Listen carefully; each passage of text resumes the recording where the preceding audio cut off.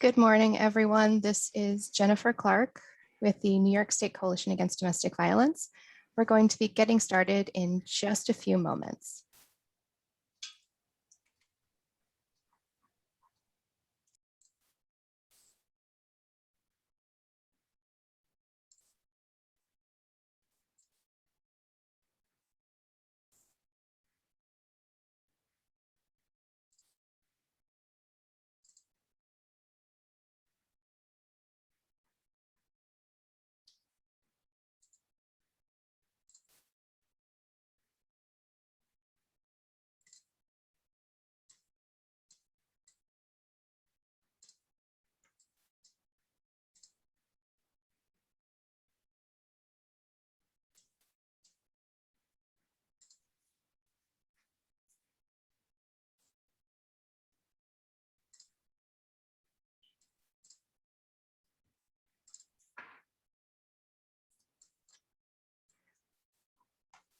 Good morning, everyone. The time is now 8:30, so we're going to get started. Again, I'm Jennifer Clark. I'm the Operations Coordinator for the New York State Coalition Against Domestic Violence.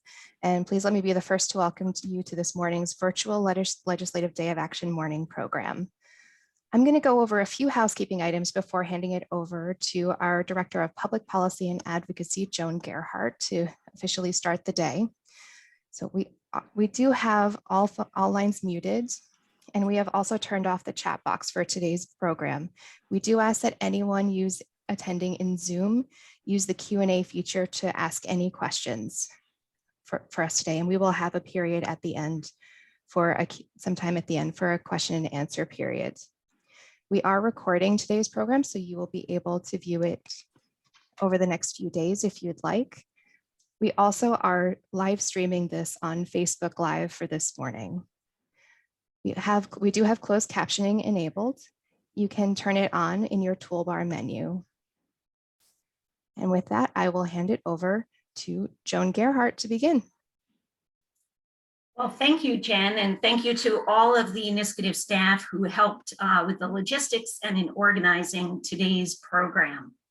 We're so excited to see everyone virtually today. Certainly virtual events aren't quite the same as being in person together, sharing in that community, the energy and excitement of being in the Capitol.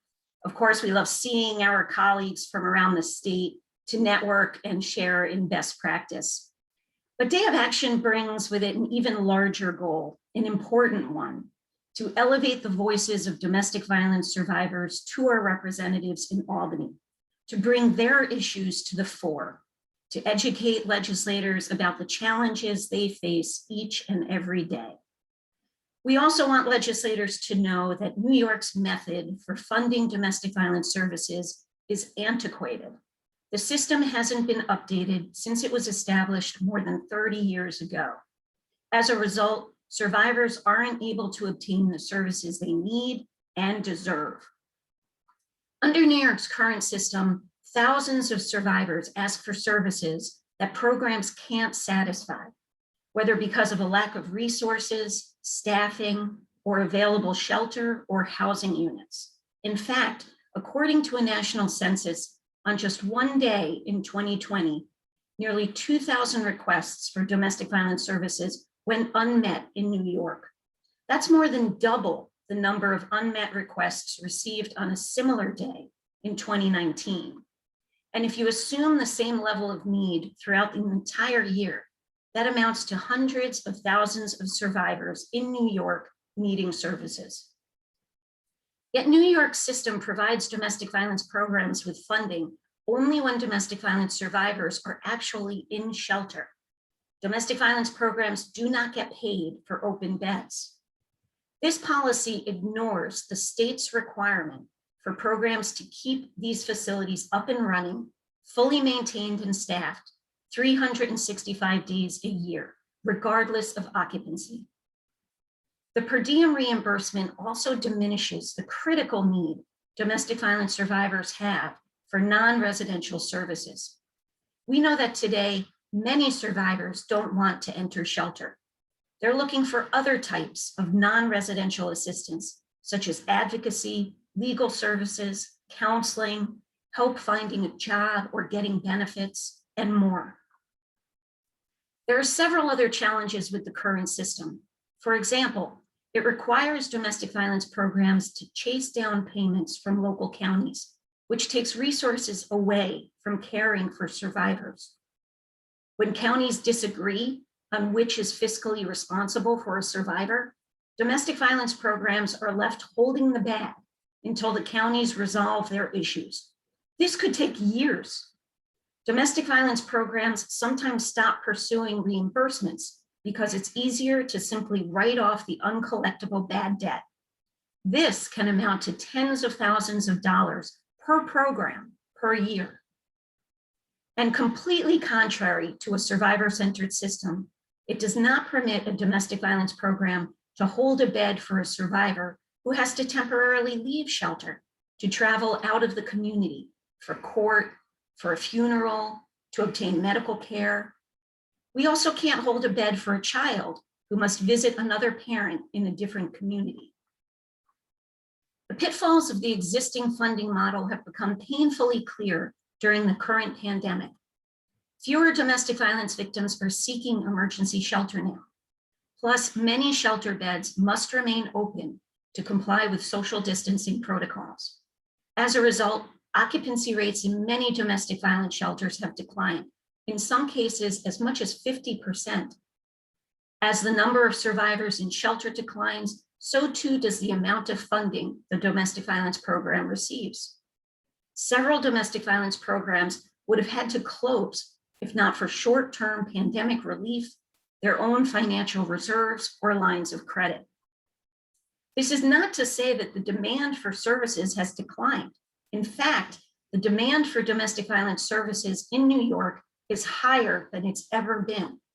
In 5 of the last 6 years, New York has had the highest demand for domestic violence services in the country, despite the fact that we are not the most populated.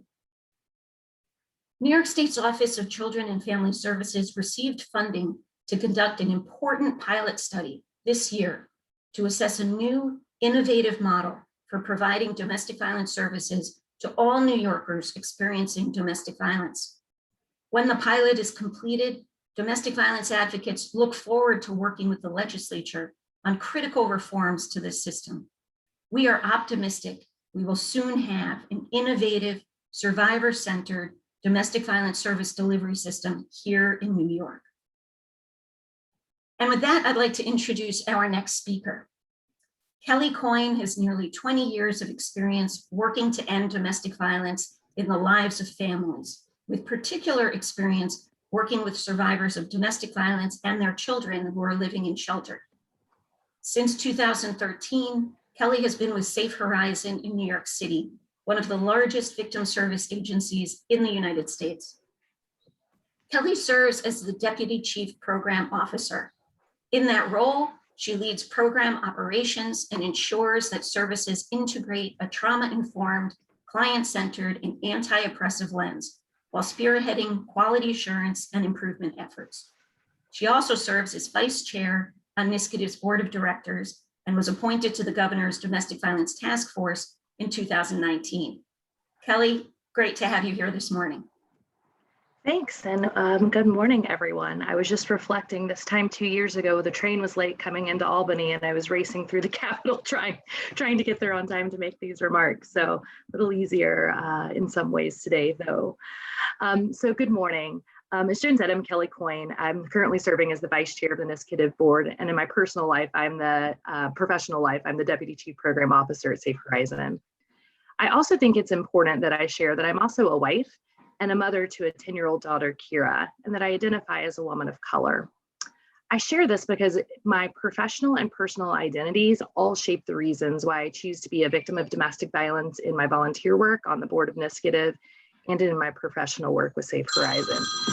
It also is the reason I have stolen my daughter's, what are these things called? Nintendo Switch earpods, because she stole my good ones for today. What a year that we have all lived through. It's pretty interesting to be living through a time that we know is going to be written in history books for years to come. As all of us know, in March 2020, the world dramatically changed. This was definitely something that was experienced by the staff of Safe Horizon and advocates all over the country. As Joan mentioned, Safe Horizon is the largest and most comprehensive victim services agency in the country, supporting survivors of domestic violence, sexual assault, child abuse, and crime and violence that happens in communities. Like many of you, we had to immediately pivot to find practical and concrete resources to help and keep our staff and our clients safe. This meant safety from COVID, helping people stay safe from abuse, and the mental exhaustion that we all felt. We had to shift and adapt the ways that we provide shelter, access to legal relief, and access to critical mental health resources. We were also doing this in the midst of a racial reckoning that our state and country haven't seen in quite a few decades.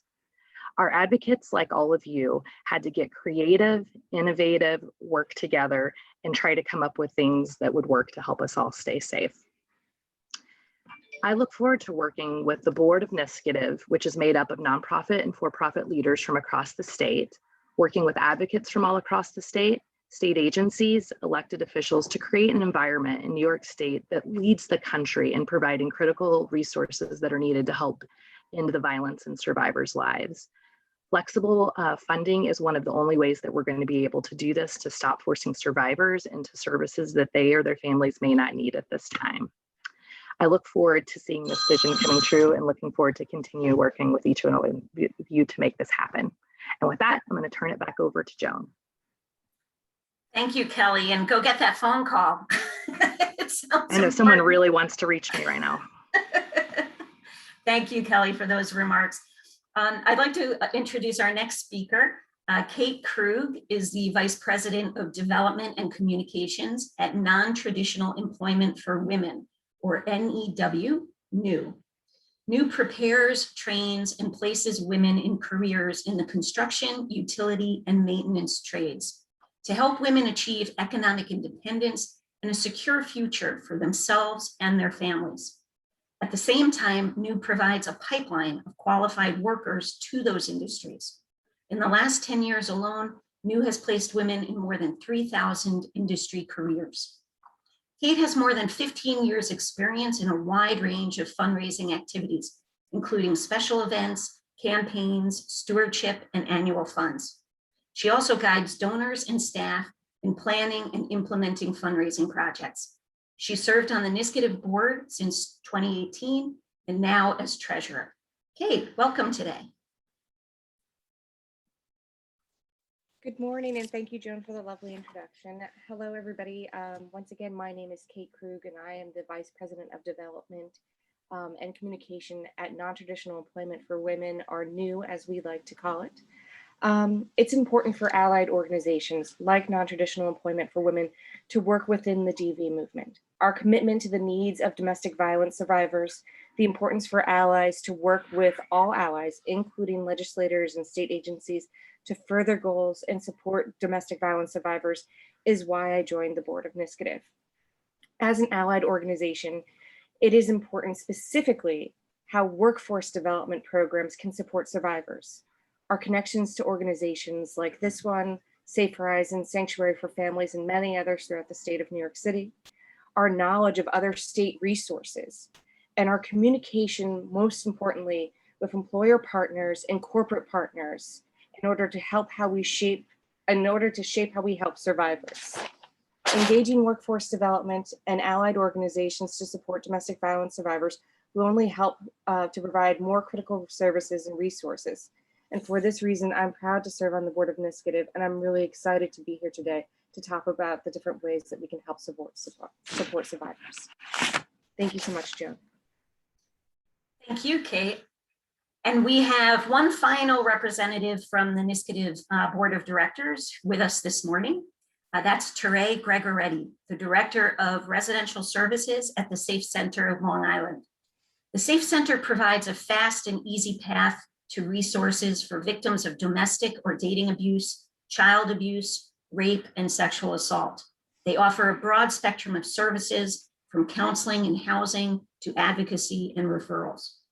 With the Safe Center's Project Horizon, which operates using the Housing First model, domestic violence survivors obtain assistance in locating and securing affordable housing, short-term rental assistance, help in obtaining furnishings and other household items, and more.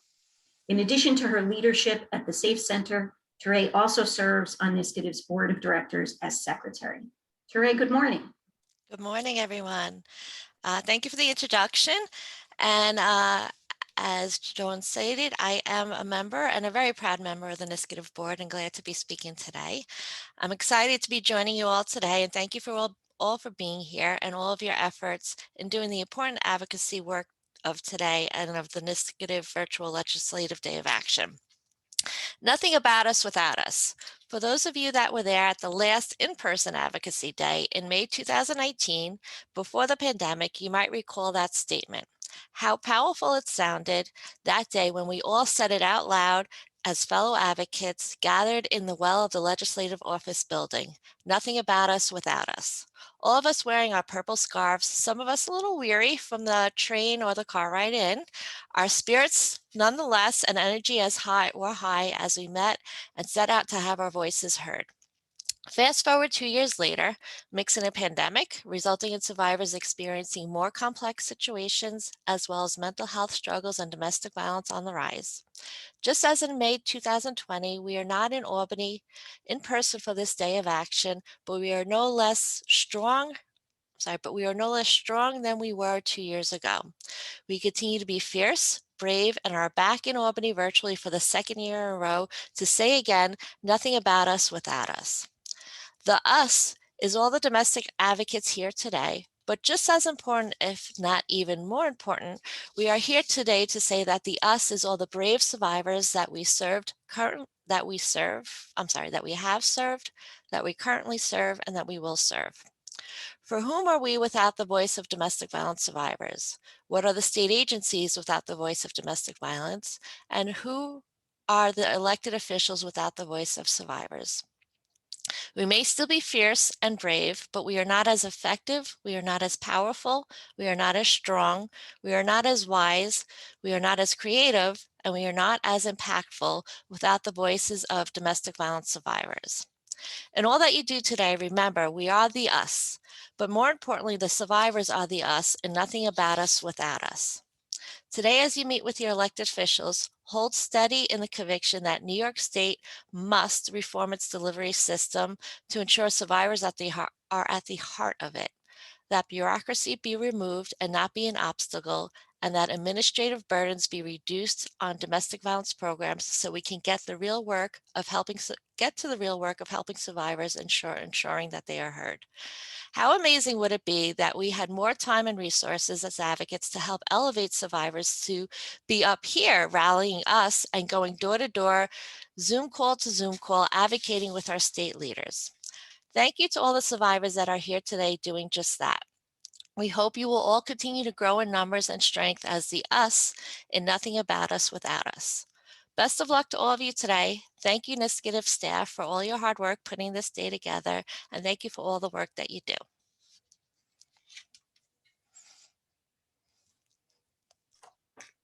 All right, thank you, Trey.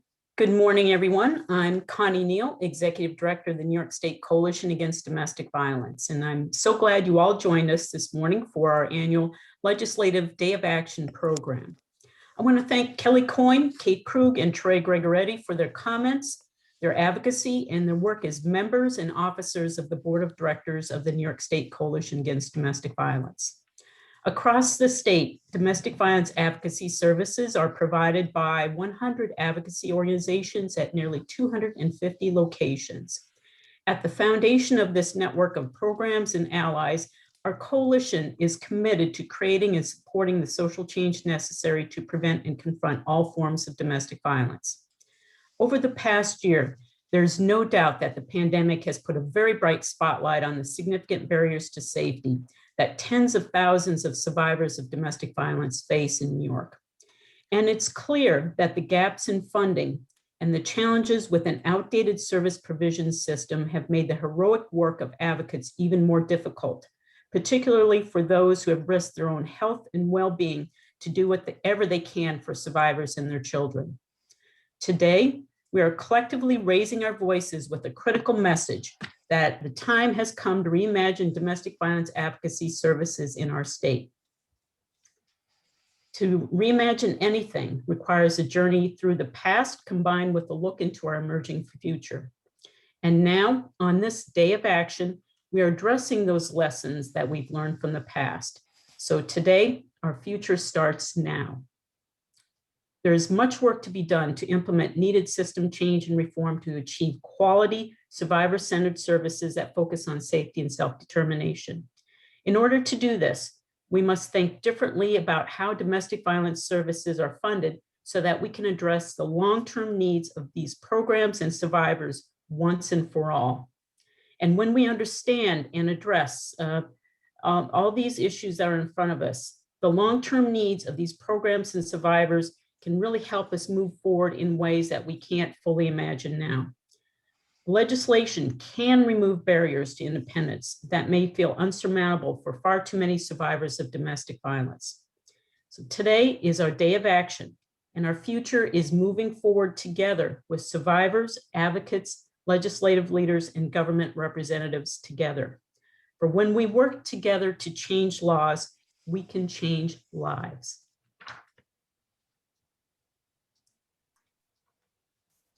Thank you, Connie. Thank you very much. So before we move to some other speakers, I just wanted to quickly run through some of the top legislative initiatives that we have identified for our day of action. There are 5 bills that we're really focused on. Some are already moving through the chambers, which is fantastic. The first bill is pretty familiar to all of us because we've been lobbying for it for a few years now, and it would extend the federal confidentiality protections to New York's domestic violence advocates. And that further clarifies that the conversations we have with survivors, with clients, are privileged. Another bill will increase the age of consent for the purposes of marriage to the age of 18. A few years ago, we were able to increase that consent age to 17, with a few exceptions if the courts and parents approved. But we don't feel that's acceptable. We don't think anyone should be married in the state of New York until they turn at least 18 years of age. Another bill would require age-appropriate, comprehensive, healthy relationships and sexual education instruction for children in grades kindergarten through grade 12. And that would be for students in all public and charter schools. Fourth, we have a fantastic bill to permit domestic violence survivors to self-attest to their eligibility for breaking bundled or family plan cell phone and TV contracts. This gets us away from survivors having to present companies with either a police report, an incident report, an order of protection, or other third-party attestation to prove their status as a victim. They should be able to self-attest to their eligibility for these accommodations.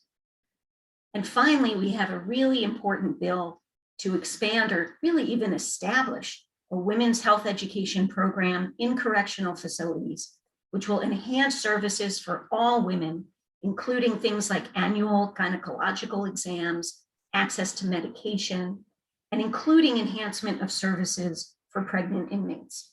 So I encourage you all to read more about this legislation. The information is posted online on our website at NYSCADV.org. So please look for it. So I'm just looking now to see if our Attorney General has joined us yet. And it doesn't look like she has. So I'm going to keep talking, which is okay. I'm good at talking. So one of the things that we're hoping to do to work with our state partners, particularly our allies at OCFS, the Office for Children and Family Services, is on this pilot project, which I mentioned earlier, to identify a new way of funding domestic violence services in New York State. And the purpose of that is to make our system more survivor-centered. Instead of driving survivors into shelter where they would receive services, certainly some survivors need shelter, and we will always have those facilities available to them. But we need a system that recognizes there are survivors who are looking for a whole host of other services that they don't need to enter shelter to obtain. Things like medical services, childcare, finding a job, housing assistance outside of shelter, empowerment, working with the state to get other benefits. And ultimately, we're looking to restructure this funding to support all of those domestic violence services, not to prioritize emergency shelter over the other services that we know domestic violence survivors are seeking more than ever before. And this would become a survivor-centered system because it would be focused on each survivor's individual needs and desires, not pigeonholing them into a certain approach. We want to see the funding for domestic violence services integrated for residential and non-residential. New York State is the only state in the country that bifurcates funding for residential and non-residential services. That essentially pits the two against each other, which is not aiding survivors. And we also want to establish and rely on state funding instead of federal funding sources to support domestic violence services in the state. Right now, our system is primarily funded through the TANF, or Temporary Assistance for Needy Families Fund, and Title 20. But we think the state should fund these services so that it's sustainable in the long term. And we also want to reduce the administrative burdens placed on domestic violence programs, who spend a lot of time chasing down paperwork rather than dedicating resources to support clients, whether in shelter or in their programs. And finally, we'd like to reevaluate the state's mandatory length of time in shelter for survivors. We don't think the state should say to a survivor, your time is up, you now must leave shelter. We think that should be a decision made between domestic violence advocates and their clients on when that survivor is ready with their family to leave shelter. So that was just a quick rundown of what we're going to be looking for as we reform New York's system for funding services. I'm going to take another look to see if the AG is with us. Doesn't look like she is yet. Jennifer, is that correct? Yes, Joan, that's correct. She has a, it appears she just joined us. There she is. Okay, Connie, would you like to lead the introduction for the Attorney General? Most definitely. And good morning and welcome again, everyone. It's my great honor to introduce a very special guest. In 2018, Leticia James was elected to serve as the 67th Attorney General of the state of New York. She is the first woman of color to hold statewide office in New York and the first woman to be elected Attorney General. With decades of experience, she is a dedicated public servant with a long record of accomplishments. In 2013, she was elected public advocate for the city of New York and became the first woman of color to hold citywide office. Prior to her work as public advocate, she was on the New York City Council for 10 years. And prior to that, she was the head of the Brooklyn Regional Office of the New York State Attorney General's Office. And before that, she began her career as a public defender at the Legal Aid Society. Currently, in her role as the Attorney General for the state, she is both the people's lawyer and the state's chief legal officer. As the people's lawyer, the Attorney General serves as the guardian of legal rights of the people of New York, its organizations, and its natural resources. She is an incredible champion and leader on so many intersectional issues pertaining to economic justice and social justice, including housing, consumer rights, employment protections, public health and the environment, civil rights, human rights, and the rights of victims of crime and abuse. So without further ado, I'm incredibly excited to welcome New York's Attorney General, Leticia James. Thank you, Connie, for that warm introduction. And good morning, everyone. It is great to be here for the New York State Coalition Against Domestic Violence. And thank you for inviting me to this virtual day of action. And I am honored to be here as an ally in the fight against domestic violence alongside some of my colleagues in the state legislature, State Senator Krueger, State Senator Salazar, Assemblymember Rosenthal, and Assemblymember Weinstein. I thank all of them for their work to pass laws and implement programs that are so desperately needed. It's also, it would be remiss of me if I did not give my condolences to the family of former Assemblywoman Aurelia Green, who, as you know, transitioned over the weekend. May she rest in peace and power. The work that the coalition does every day to bring awareness and to provide resources for survivors of domestic violence across the state of New York is so critically important. No one should be subjected to harm or violence in their most personal relationships, and love should not hurt. But as you all know, this issue is far too prevalent. And 1 in 3 women and 1 in 4 men has experienced some kind of physical violence from an intimate partner in their lifetime.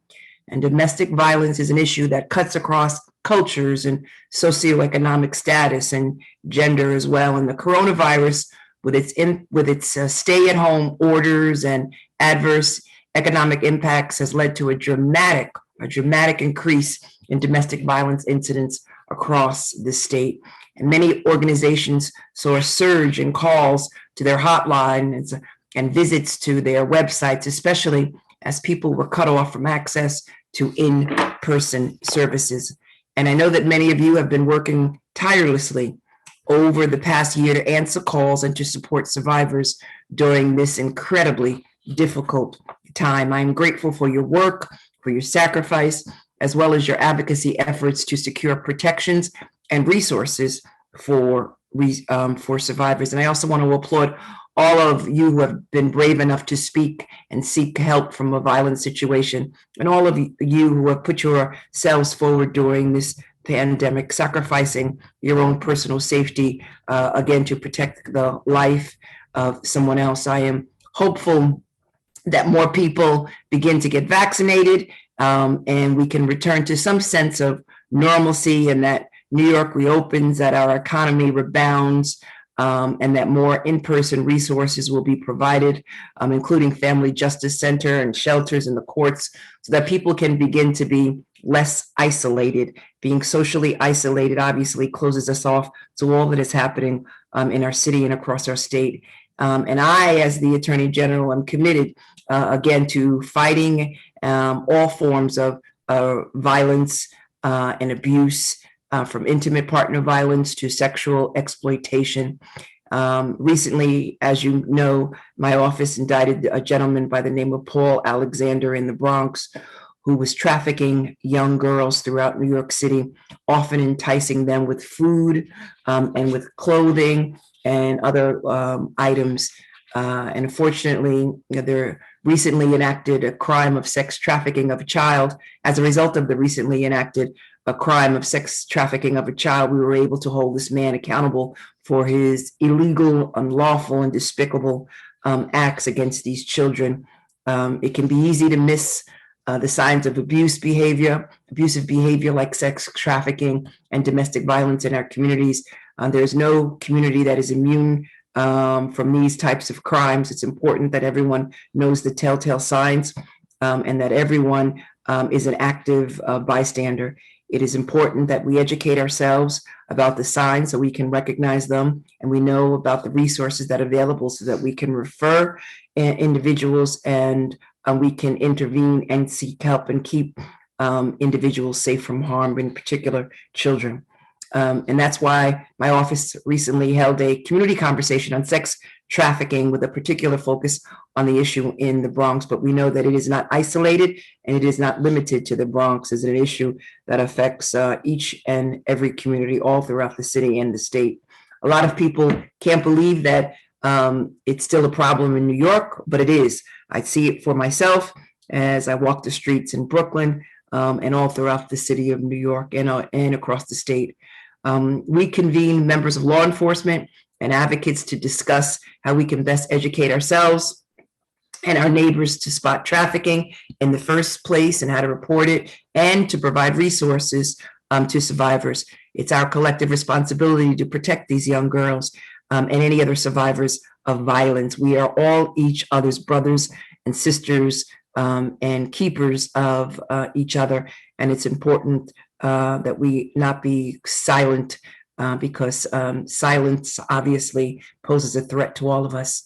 Beyond prosecuting perpetrators and to the fullest extent of the law, and I work very closely with the 62 district attorneys across our state, our office also offers support to survivors of violence and other crimes. We also provide them, the support includes, but it's not limited to prosecuting cases, referring them, but also offering them services as well. Because we all know that removing someone from a dangerous situation is only the first step in addressing the problem. Survivors often experience trauma for years after, if not for their entire lifetime. And we know that trauma can stay with individuals for an entire lifetime. And it's important that they lean on us, that we provide them with services, that we give them a safe space, that we allow them to express themselves and talk about their incident. It empowers them, it empowers us, and it empowers our community. At the Office of Attorney General, we have a crime victims assistance coordinator who is a social worker and works with survivors by connecting them with advocacy, with supportive services, and safety planning services as well. We often refer and connect survivors to appropriate agencies and resources in their community, from therapeutic services to medical services to housing assistance. And when there is a settlement in any case involving housing, what we try to do is be more creative. I've urged my attorneys to be more creative in their relief. And what we are doing is taking any settlement funds and using them for housing for survivors of unfortunately intimate violence. It's really critically important that any resources that we are able to achieve as a result of settlements, that it be used for its intended purpose, and that we try to avert as much as possible funds from going into the general fund. It's really critically important that again, any settlement funds be used for housing and the environment, to address the opioid crisis, and the list goes on.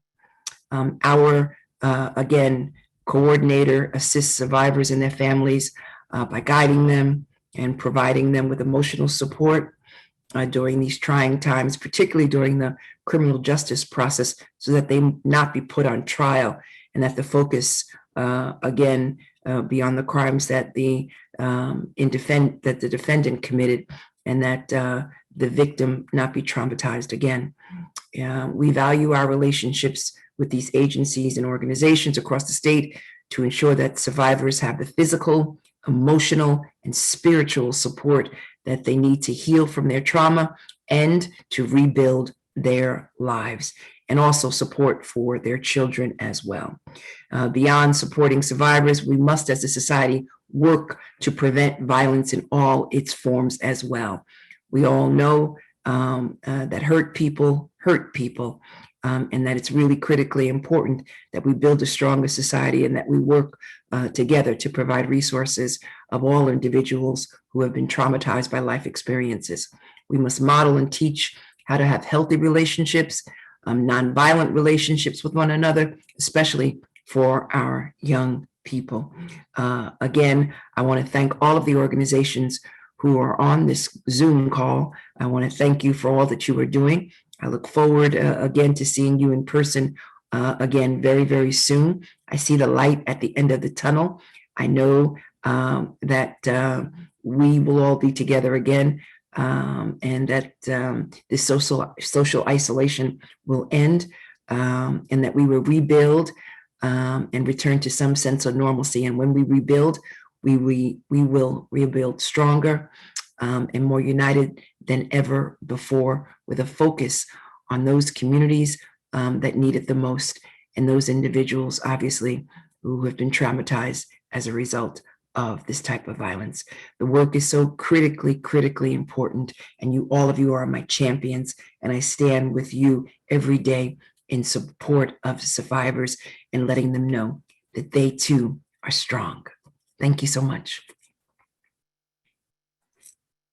Thank you, Attorney General James. Wow, and when it's so much of what you said resonated with me, and I'm sure others in the room as well, but particularly your comments regarding housing, because we know that outside of emergency shelter, the lack of affordable and safe housing in New York State is what, is really at the cause of survivors going back to households where their abusive partners are.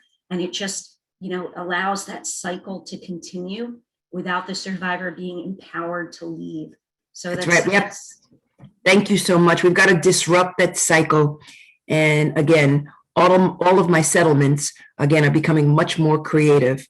And what we are trying to do is use those settlements for the intended purpose. As we identify cases and targets, individuals who unfortunately abuse our laws, who violate our housing codes. It's important that any settlements, any recoveries, again, go towards housing providers, go to build affordable housing all throughout the state of New York. That's what we are doing in the Office of Attorney General under my leadership. And again, I thank each and every one of you for all that you are doing in the state of New York and in the city. Thank you so much. Thank you. And thank you so much for joining us here this morning. We know you have a very busy schedule, so we really appreciate it. Thank you. I'd like to introduce our next speaker. I see Assemblywoman Rosenthal has joined us. Assemblymember Rosenthal represents the 67th Assembly District, which includes the Upper West Side and parts of Clinton and Hell's Kitchen in Manhattan. She was elected to the Assembly in 2006 after serving 13 years as District Director for Congressman Jerry Nadler. Assemblymember Rosenthal has passed more than 70 laws that have helped to improve the lives of all New York State residents. These include laws extending orders of protection to companion animals whose abuse often serves as a warning sign. It includes requiring applicants of public assistance be provided with information and resources for victims of sexual assault. It includes allowing for same-sex couples to adopt non-biological children together in New York State, and prohibiting the sale of e-cigarettes to minors. She has established herself as a leading advocate on affordable housing, domestic violence, consumer protection, government reform. It goes on and on. And domestic violence advocates will likely be working even more with Assemblymember Rosenthal in her new role as chair of the Assembly Social Services Committee. In fact, she's carrying a resolution in the Assembly chamber today proclaiming May 11th as Domestic Violence Awareness and Prevention Day. The resolution, which she might speak about, notes the horrifying statistics about domestic violence. The fact that on average, 24 people per minute are victims of rape, physical violence, or stalking by an intimate partner in the United States. That's more than 12 million women and men a year. So with that, Assemblymember Rosenthal, thank you so much for being with us this morning. Hi, thank you. Thank you for having me. It's a great pleasure to be here today, even though we're not in the well, and I don't see all of you in purple, although I'm wearing purple today, in the halls of the legislature. So it's always a great scene, because when we see the flood of purple, we understand why you are here today. And yes, as you mentioned, I'm Assemblymember Linda Rosenthal. I represent the Upper West Side and parts of Hell's Kitchen. I'm the new chair of the Committee on Social Services. And in that role, I'm happy to be able to work even closer with NYSCADV and so many of the other tremendous advocates who are working to reduce domestic violence statewide and support survivors. When I was first elected in 2006, I started working on efforts to combat DV statewide. In 2009, I learned of an issue that many women had attempted around the state to obtain social service benefits, which could include rental assistance cash and SNAP, among others. But in order to be approved and begin receiving those benefits, they were being told that they needed to obtain those documents from their spouse, who most likely was the abuser and the reason they were leaving. And so that law is now that they don't have to ask their abuser, and the agency they're dealing with has to do that. And that was a while ago, but in 2019, I was proud to pass into law legislation that requires hairstylists, barbers, and cosmetologists to be trained in recognizing signs of domestic violence and sexual assault, and being able to direct their clients to organizations that can help, such as NYSCADV. You know, even though this wasn't widely known when I was advocating for my bill in the assembly, many people have a special relationship with their hairstylist or their barber. And we all know you could talk about things with them that you don't talk about with anyone else. In addition, because they're, you know, in your hair, in your hands, they may see signs of domestic violence that no one else sees because it's covered up. And so because of that law, people who work in that industry will be able to take a course to identify the signs and to learn how to direct people to the right resources. You know, we know in 2019, more than 53,000 survivors of DV and their children received services from residential, non-residential, and transitional housing programs in the state. DV programs took more than 312,700 calls to their hotlines in New York State, a figure that only increased over the last year as so many people were quarantined at home with their abusers. We know that on one day alone in 2020, more than 4,000 survivors were housed in emergency shelter or transitional housing provided by DV programs in New York, with another 4,000 adults and children receiving non-residential services.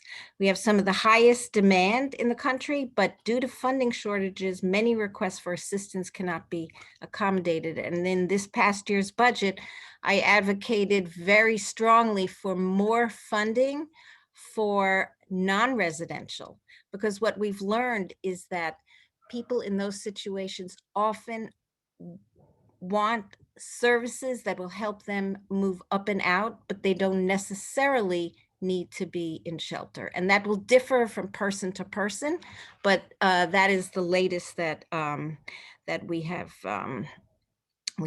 seen. You know, when we began session this year, I met with Joan Gerhardt and Janie from NYSCADV about the upcoming state budget, and we discussed how dire the need was for greater funding this year. You know, we say that every year and we fight every year, but this year seemed particularly important because so much was under the radar because of COVID. We did get greater funding for non-residential services, but not as large an increase as we wanted. And you know, I will keep fighting alongside all of you to get the right amount of funding so people don't have to be scared. People don't have to feel trapped. People can reach out and get the resources that they need so badly.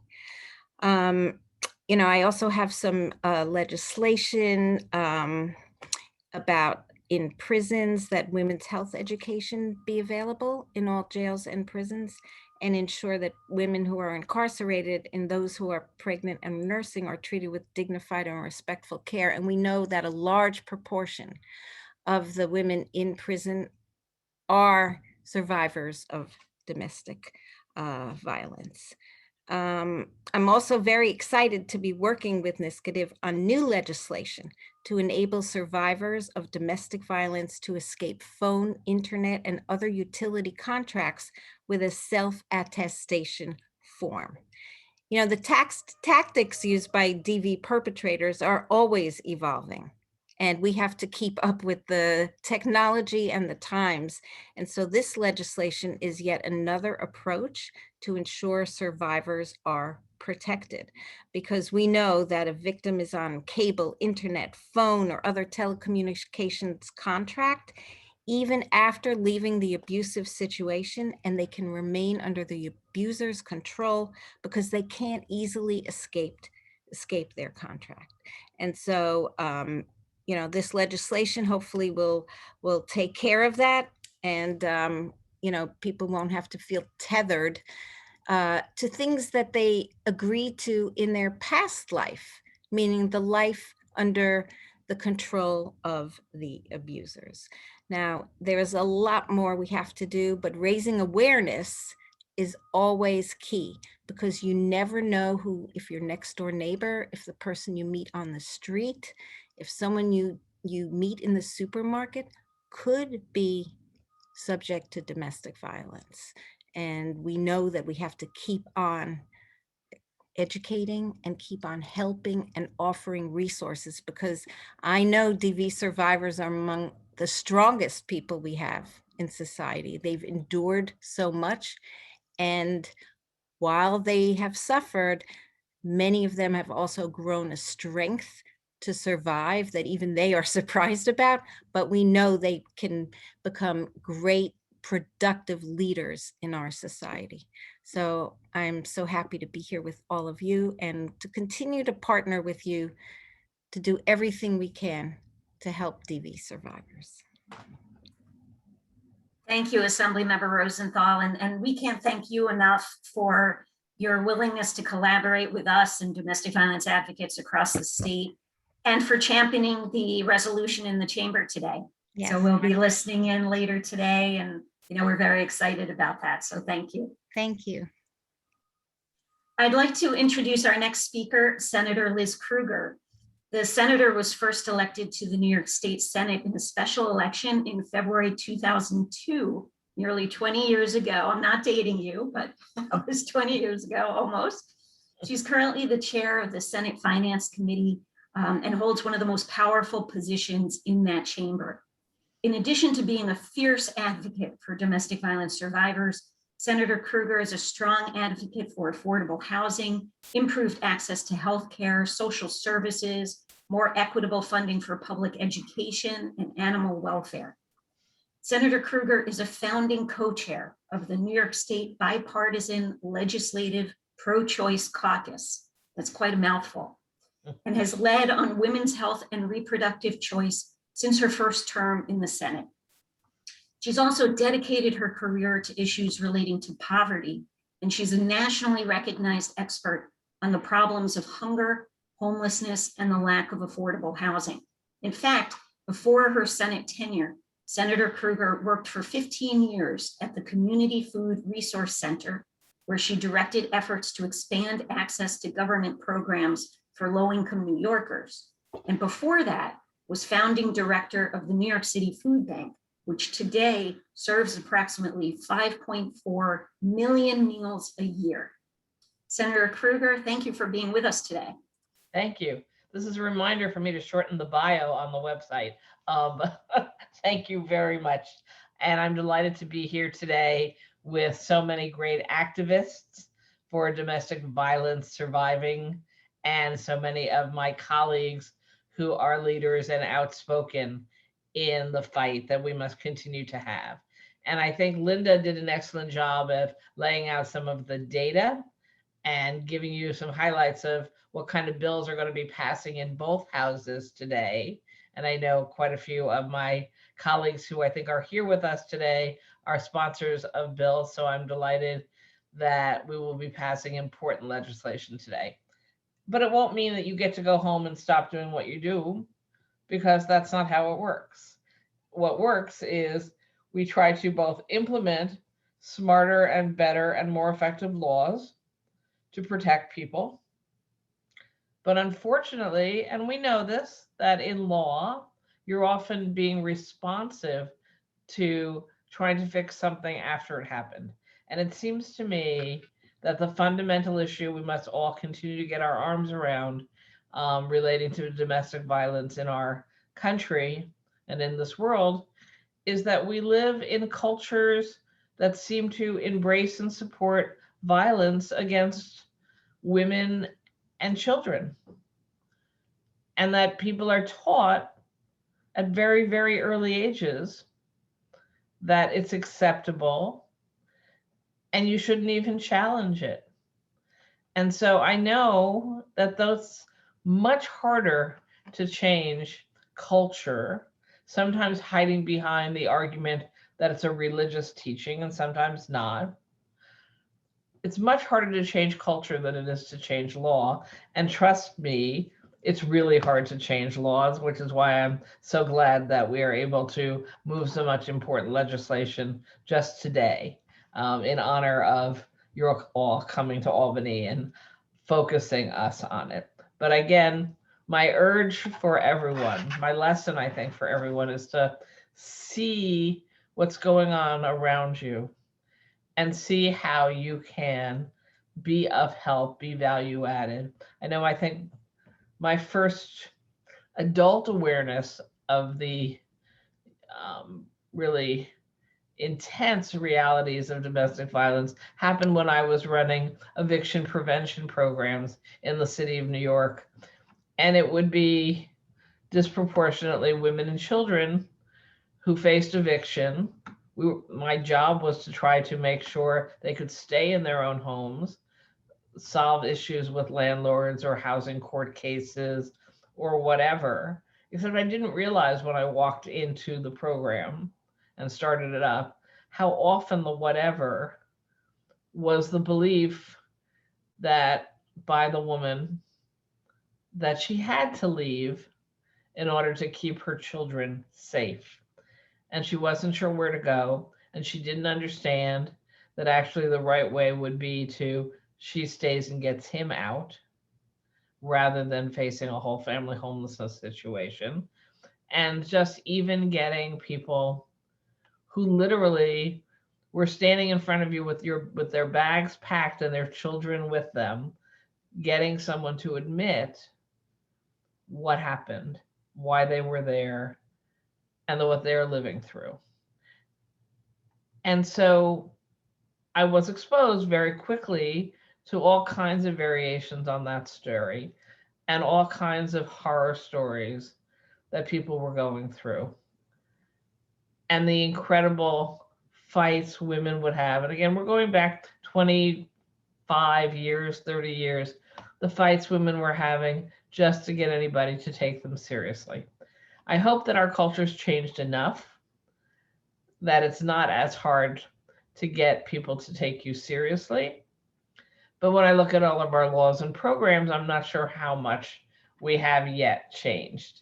And even the cultural concept of not forcing people into marriage when they're too young to actually make those decisions for themselves. One of the bills I think we will be passing today, moving the law so you can't get married until you're 18. People figure their way around that also. But what are we really talking about? Are we talking about women being forced into marriages against their will? And why? And the answer is yes, that's what we're talking about. People being forced into relationships against their will with family participation. And then very, very often walking themselves into situations of violence and abuse also that they didn't really sign up for, but apparently was considered some kind of norm. So again, I'll close with, we have so much more to do. I want to thank you all for all the amazing work you do for real people every day. And please continue to.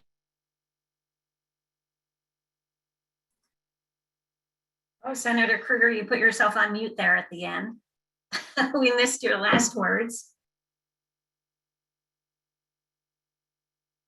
But thank you. There we go. Thank you so much. I was thanking you, Joan, and all of you for the work you do every day. So thank you. Absolutely. And I should have mentioned in that long intro, which you so deserve, is all of your hard work to ensure that the funding that we do get is maintained year after year, because that's an important piece, is to make sure that we don't slide backwards. Of course, we're always looking for more funding, and we'll be back to you next year for that too. But we appreciate your hard work on that budget, because that's an enormous job. Thank you for being here today. I see Assemblymember Sarah Clark has joined us. I'm really excited to introduce you to her. She's one of our newer legislators.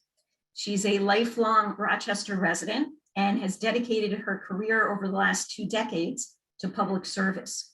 Prior to running for office herself, she worked first for Senator Hillary Clinton, and then for the past 8 years for Senator Kirsten Gillibrand as her deputy state director.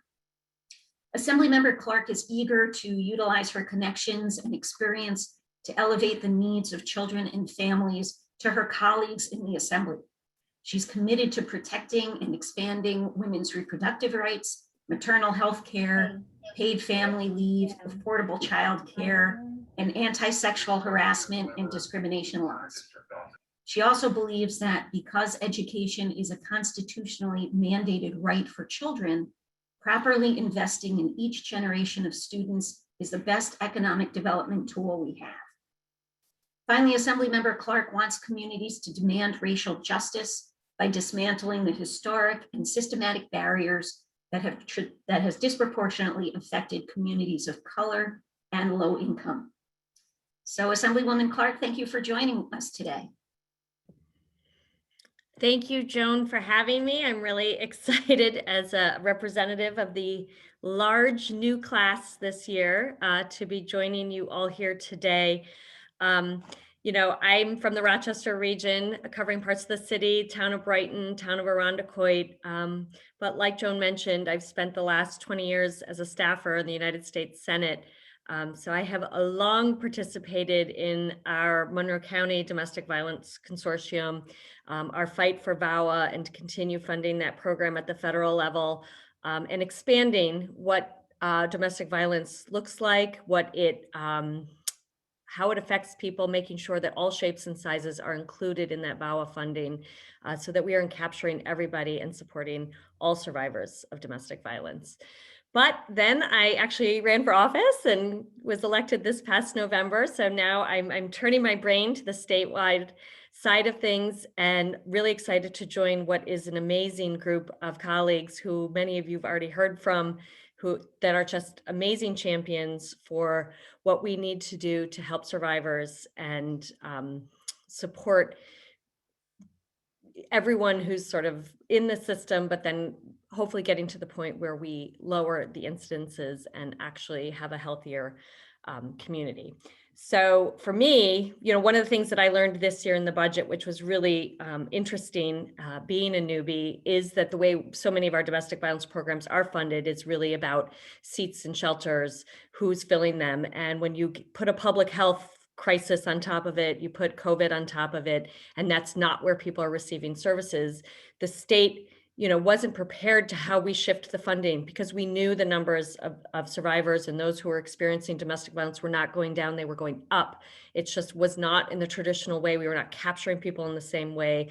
Where they needed support wasn't there. And so I think as a state, as we move forward, we need to be very cognizant of how we fund these kinds of programs and making sure that we're adapting to what the situation is and how we can best be helpful. So we will continue to do that. I also, you know, I spent, I think Senator Krueger mentioned this a little bit. Oh no, I think it was Assemblywoman Rosenthal, about women in our who are incarcerated. I had the opportunity to visit Albion Correctional Facility here by Rochester and met many women who themselves are so often themselves survivors of domestic violence or raised in homes with domestic violence.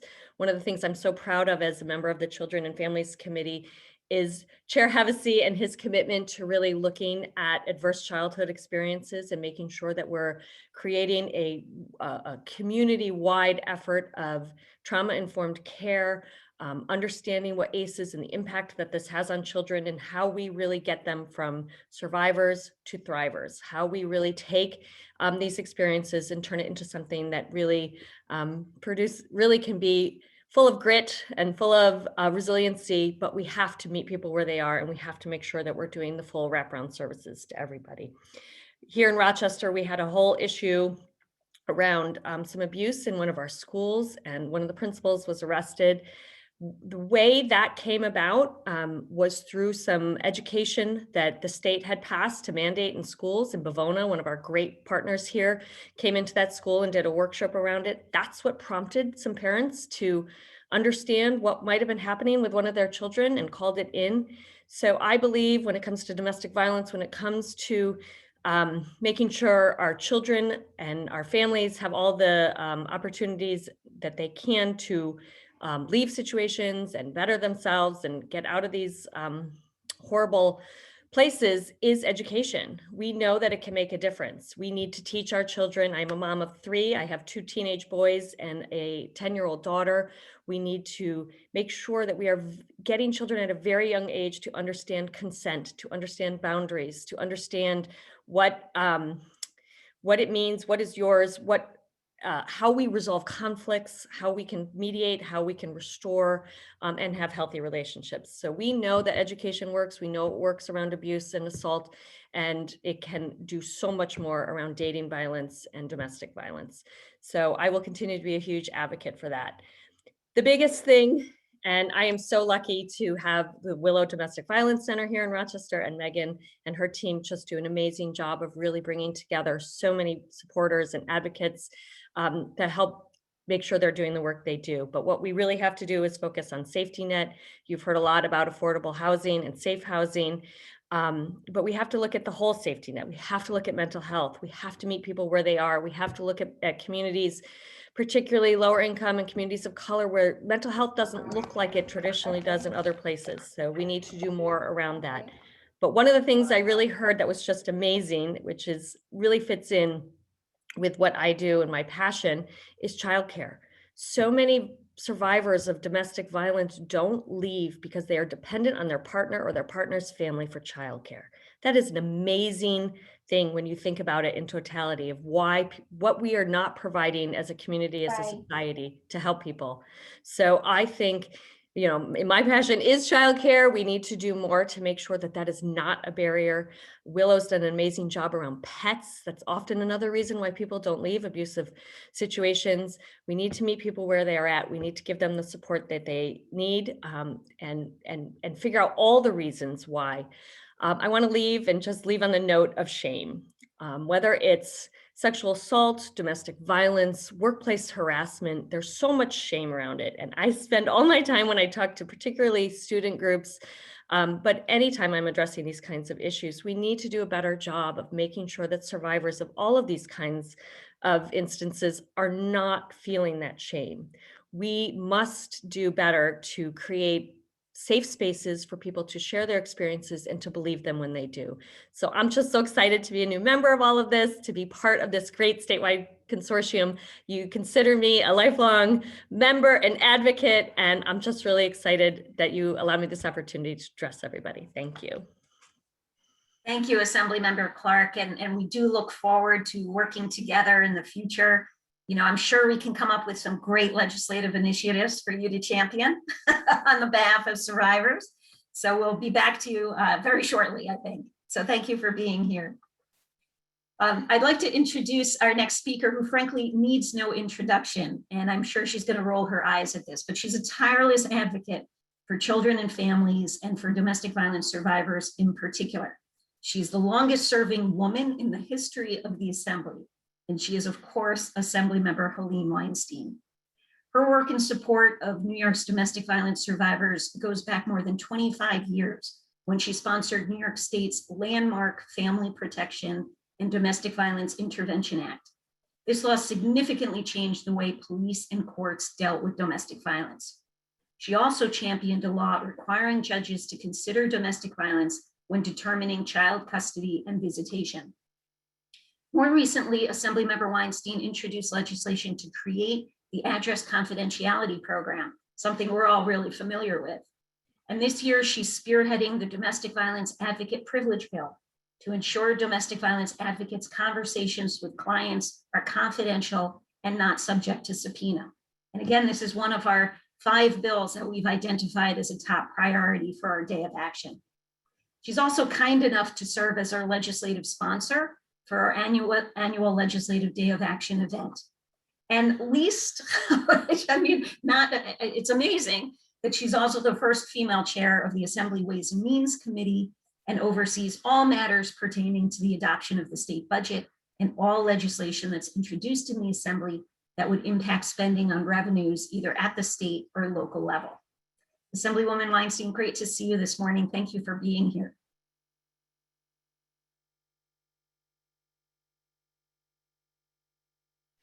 It's a pleasure to be here. So sorry it's this way and not in person, but I think it really points out just how this past really 2 years has been working together. You went through a list of items, legislation that I've been able to sponsor, along with my colleagues, we've been able to pass. But the reality is that without the advocacy of the people who are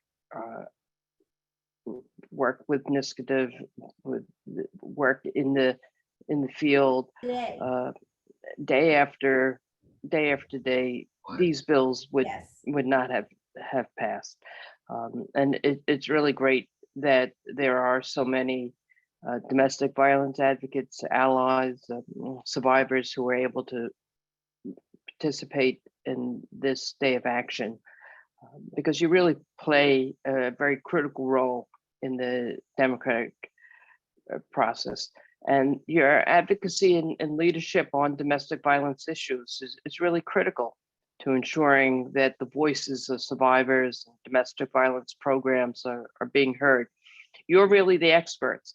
I may draft the legislation, but it's with your input, and legislators need to hear from you. And I, quite frankly, continue to need hear from you. It's interesting. Just before I spoke to Sarah Clark, one of our new members was speaking. This year we have the most new colleagues in the Assembly, and it's important that you get to know them and make them aware of survivors' needs. Many of them have a background, have been helping survivors of domestic violence, but I think it's really important that they get to know and learn from you some of the critical issues facing your programs day in and day out. The lack of funding, I could give this speech for the past 25 years, the lack of funding, the shortage of resources, the needs of survivors. It's important that this message gets out and resonates with my colleagues. And the stories of survivors and the challenges that they face often are the basis for the legislation we consider. I'm sure you've gone through I wasn't able to listen to the whole program, but I'm sure you've gone through some of the statistics on domestic violence.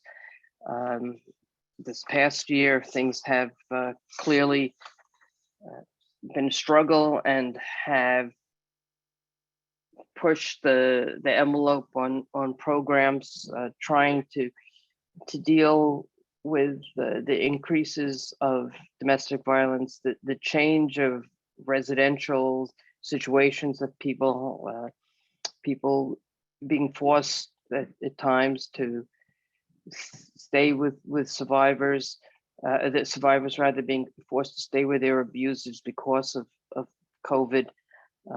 Clearly, it really pointed out, I think, some of the problems that we have with the system that we have of delivering services to domestic violent victims.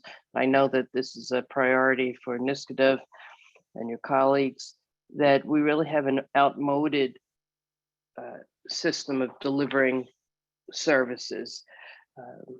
It started and was based on a shelter model, but the reality is there's so much additional needs for survivors that aren't shelter based, and we end up fighting on the funding front for a handful of dollars sometimes to provide services, non-residential services, and then the way the system is, the DV providers end up chasing down DSS county offices for reimbursement.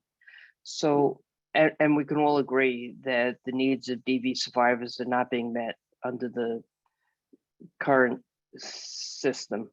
Yet despite this, we've been able to provide restorations of funds that we've had in prior budget, additions that we were able to provide in funding in the final enacted budget.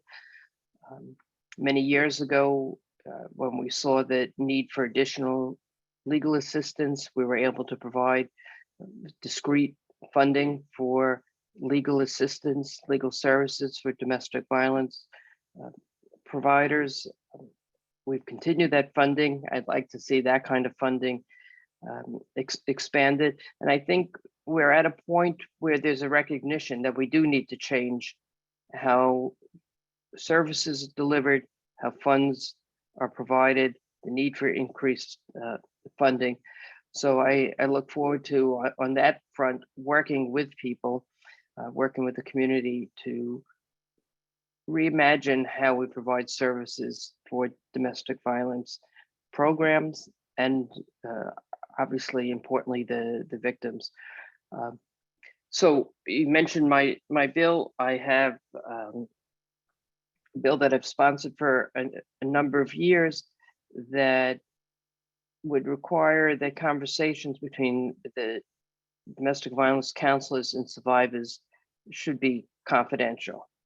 And it's hoped that this would result in a more open dialogue and an improvement of delivery of services. This bill was reported last week, I believe, to the Assembly, from Assembly Judiciary Committee to the Codes Committee. It's already passed the Senate. Senator Sanders is carrying it for me in the Senate. And I look forward to it moving forward in our House and being able to pass it into law this year.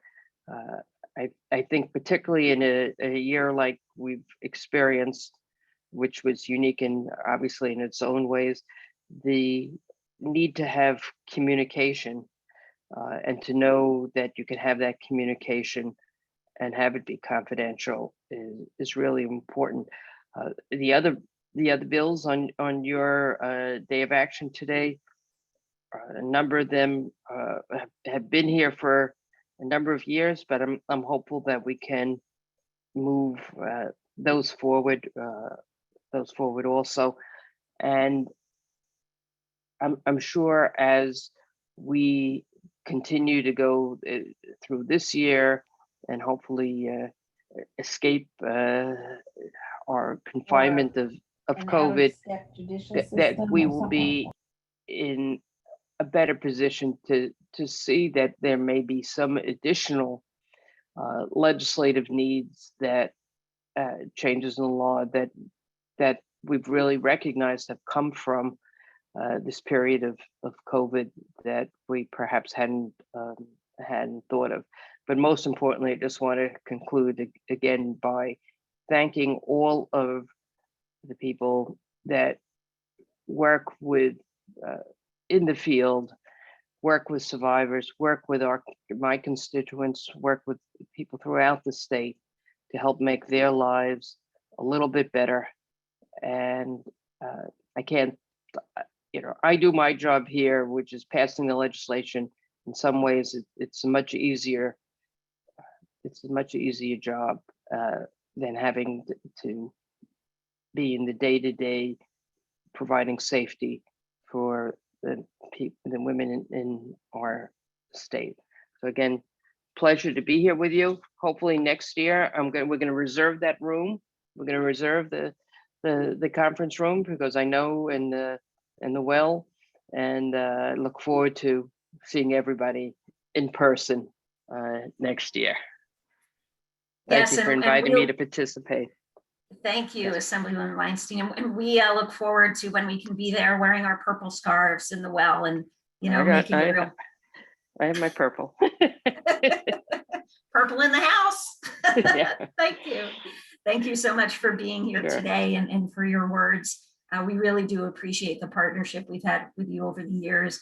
And we're gonna take you at your word. We're gonna come with some legislative reforms for you on this funding model. Okay, bye now. All right, thank you so much. So I know we have two other speakers in our lineup today, both of whom had some difficulties with committees meeting at 9:30, so they thought they would be a little delayed. I don't think either one of them are here yet. So just let me take the opportunity to let everyone know, if you haven't already seen posted on our website, NYSCADV developed an easy to use social media toolkit, which walks through sample Facebook posts, Twitters, there's Twibbins, there's emails, a whole bunch of information that advocates can use today to support all of the initiatives that we've talked about this morning, as well as one of the things we haven't yet talked about, although Assemblywoman Weinstein sort of brought it up, is our Purple in the House campaign. I don't know if you can see I'm wearing purple too and have it behind me. But in this virtual world that we're in, since we can't be physically present in the Capitol wearing our purple scarves, we did want to come up with an alternative plan. So we have our Purple in the House campaign. Just take a selfie of yourself wearing purple. There are directions in the toolkit of how you can go about putting a frame around that image and then posting it on all of your favorite social media platforms. So hopefully the toolkit could make it very easy for you to participate throughout the day by elevating the voices of survivors, the needs of survivors, as well as the challenges that advocates have to provide those services for survivors based on the current framework that we have. So Jennifer, do we have either Senator Brooke or Senator Salazar with us yet? Yes, Joan, we have Senator Brooke with us. Oh, great. Well, welcome, Senator Brooke. Senator Brooke represents New York's 55th district in Monroe and Ontario counties, including part of the city of Rochester. So our second legislator from Rochester this morning. She was actually born and raised in the city of Rochester and surrounding suburbs before earning her degree in psychology at Williams College. She's always worked to help provide quality services, greater opportunities, and vital support to those in need. This dedication to public service led her to join the Peace Corps, work with local governments to improve recycling efforts, improve services for seniors aging within their homes, and address inequalities in the public school system. And as a leader in nonprofit community development, she has spent a decade building educational, environmental, and senior services initiatives in her own community and across New York State. Senator Brooke is spearheading another one of our priority bills this year, which is legislation to establish mandatory education on healthy relationships and sex education for students in grades kindergarten through 12th grade. This bill seeks to establish age-appropriate, comprehensive sexual education programming focused on healthy relationships for students attending both public and charter schools. And what we're finding is, without a statewide requirement, this curriculum has been taught inconsistently across the schools in New York State, if taught at all. So Senator Brooke, thank you for being here this morning. Thank you so much, Joan. Thank you all for your patience. I'm sure it's been a bit of a musical Zoom screens trying to manage. I know certainly on the Senate side, we're trying to pack a lot in these last few weeks of the session. So appreciate your flexibility. And it's really, it's such an honor to be here with all of you. I so wish we were in person so you could feel the energy of this group of advocates and organizations that just do such needed work. And I'm glad that you talked about the Comprehensive Sexual Education and Healthy Relationships Bill, because I think that something we have to always remember is that these are very complex, multifaceted challenges that we face. And there are so many opportunities throughout a person's lifetime and throughout different moments, either before or after different incidences, where we have opportunities to help people, to help survivors, to give assistance to people who need it and are seeking it. And what you do every day is just that. And so, you know, we talk about how to help someone who's in a moment of crisis, right? As chair of mental health, we see these crises growing.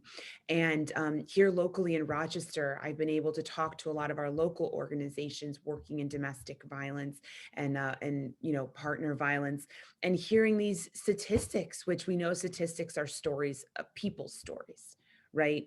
And for some people, it was tough to be at home because it was difficult managing a job on Zoom and your kids getting schooling virtually. And for some people, it became tougher because they weren't safe in their homes. And so I'm proud that, you know, here in our local community, we've been able to increase funding for some of these organizations that are literally helping to save people's lives by getting them out of these situations when they're ready. But also we have to understand that there is a long line of opportunity before that moment. And so that's why I want to highlight, you know, this comprehensive sexual education, healthy relationships bill. What this helps us do is it helps us build the foundation for our young people. And when I first saw this bill, one of the things that really tugged at me to want to take this on and to actually get it through the Senate and the Assembly and turn this into law is we have to think about how we're equipping our young people to go out and be contributing members of society as adults. And yes, it's important that they learn math and they learn to write and they learn to read, but it's also important that they learn how to treat each other. And it's important that we as adults are giving them that language, those tools on how to create healthy boundaries, how to understand what is right to be done to them and what is wrong, and helping them feel confident enough to speak up when something is wrong. And so while that isn't going to solve everything, it's a tremendous step forward to help us build a generation of young people who then go on to be adults and organizers and CEOs and social workers and senators and governors and maybe presidents, so that we have the next generation of people who have that base level language and support. And I think above all else, also the confidence in themselves when they can articulate for themselves when something is working for them and when it's not, and so that they can also speak up and use their own language and communication skills when they're not doing okay, because I think that's also important. And when we think about the mental health, especially of our children who of course become adults, you know, that's a big priority of mine as the chair of mental health, is also to make sure that we are supporting our young people and making the investments that we need so that they don't end up in crisis situations. And of course, if they do, we create the systems to make sure they get the support they need, which I know is a lot of the work that a lot of people on this call and who have joined today are doing, of helping people get the resources they need. So I really appreciate the opportunity to be able to speak about that bill. I will give a plug. We could use all the help that we can get.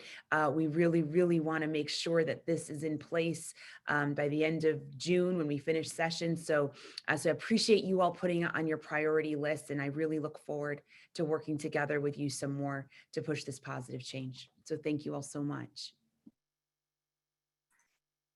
Thank you, Senator, so very much for being with us today. We really appreciate it. We know you had to juggle a few things, so thank you for being here.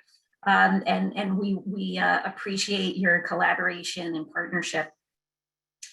I know Senator Salazar was hoping to join us today. I believe she got delayed on some other activities. I did just want to point out that she has introduced a number of pieces of legislation to enhance supports for domestic violence survivors. We were excited to partner with her and her office in the fall on a roundtable event, which focused on technology abuse and domestic violence. And that discussion prompted the senator to introduce her domestic violence and technology bill, which Assemblymember Rosenthal mentioned earlier as well. which would simplify the process for survivors to break cable and television contracts, particularly those family plans and bundled contracts, excuse me. So we'll be sure and invite Senator Salazar back at a later time to talk more about her legislation. I see we're nearing 10 o'clock. I can't believe it's flown by for me, but I do want to be respectful of everyone's time. I want to thank everyone for speaking today, for offering such heartfelt remarks, for truly elevating and identifying the needs of survivors, as well as the challenges that we have here in New York State. I'd like to encourage everyone to tune in to both chambers later this afternoon. The Assembly session begins at 2 o'clock and Senate begins at 3, I believe. That's my information. And both should be passing the resolution to proclaim today Domestic Violence Awareness and Prevention Day, as well as some other domestic violence related initiatives that are important to us. And we'll certainly be sure to summarize all of those activities for you later today. We know many of you are holding meetings with legislators throughout the day, as well as participating on social media. If you need any assistance at all, please reach out to NYSCADV staff. We're here to support you, as well as attend meetings with legislators as well. But we're always here for your support and to answer any questions you have. And next year, we hope to see you all back in the well of the Legislative Office building, wearing our purple and being able to visit and make a powerful, forceful message to legislators in Albany. Thank you very much for joining today.